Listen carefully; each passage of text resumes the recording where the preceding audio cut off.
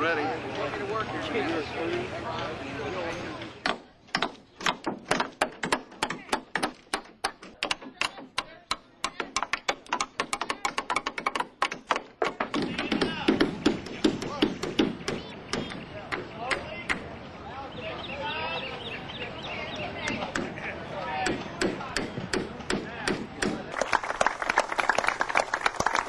Mel, thank you very much. I'm so honored Mel agreed to become the Cabinet Secretary of HUD.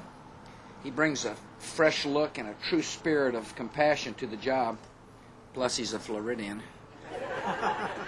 He's going to make a big difference. It's great to be here with the Lieutenant Governor. Tell Governor Bush I hope he slept in well. Here the rest of us are out working for a better Florida and a better America. I'm so honored to be here with members of the congressional delegation, Davis, Miller, Putnam, and Young. Thank you, Congressman, for being here, and look forward to flying back to Washington with you today. Millard, it is an honor to be here with you. I talk about soldiers in the armies of compassion. Millard is the general, and Corporal Bush reported for duty today. I did run into Sergeant Doris Meyer.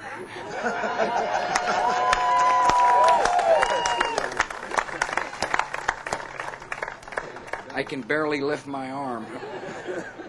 What a great honor it was to be here with Roger and the leadership of Habitat for this part of the state and all the volunteers, people who work hard, sweat hard, and end up the day with a beautiful smile on your face. I really wish I could spend more time building. It's one of these moments of life where you realize there is something greater than yourself in life, and that you get the joy of helping somebody help themselves. Joanna, thank you and your family for allowing for this invasion of your privacy. But it is important for America to see the fact that, one, you'll own a home, and two, that you're willing to work for it.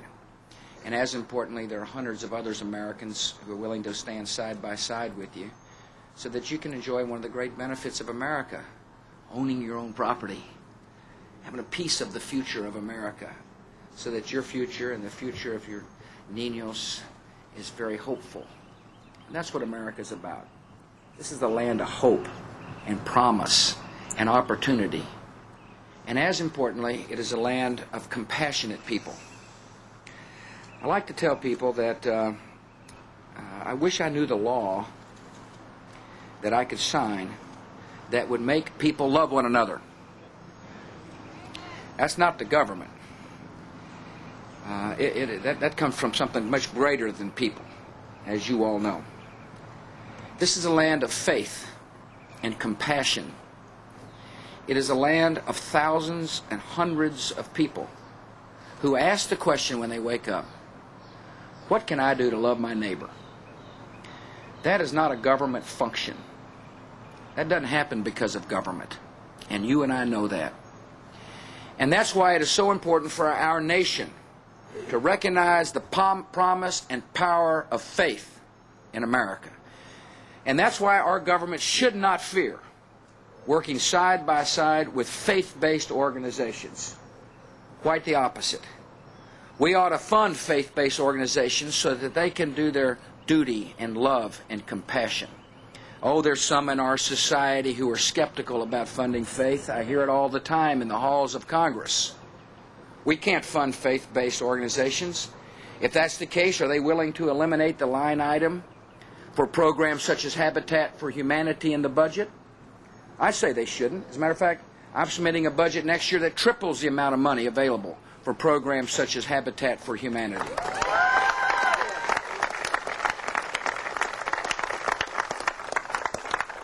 Should we eliminate college scholarships where a child can go to a faith-based university? Should we say Medicaid or Medicare recipients can't take their federal money to a religious hospital? To the skeptics of faith in our society, I say come to Habitat Humanity building sites. Listen to the opening prayer so eloquently delivered today by a fellow Methodist. Listen to the words that are said that inspire people to take an extra step to help a neighbor in need. Now, those who worry about faith in our society and government's willingness to stand side by side with faith don't understand the power of faith and the promise of faith and the hope of faith. And if this nation expects to fulfill its promise, we ought to welcome faith-based and community-based programs all throughout America, encourage them to flourish, ask others to come and join, call upon mentors who are willing to put their arm around a child in need. Welcome faith-based programs into our prisons who understand that when you change a heart, you change a man or a woman's life. Now, this is a fabulous nation because of our people and the compassion buried in the hearts and souls of the American people.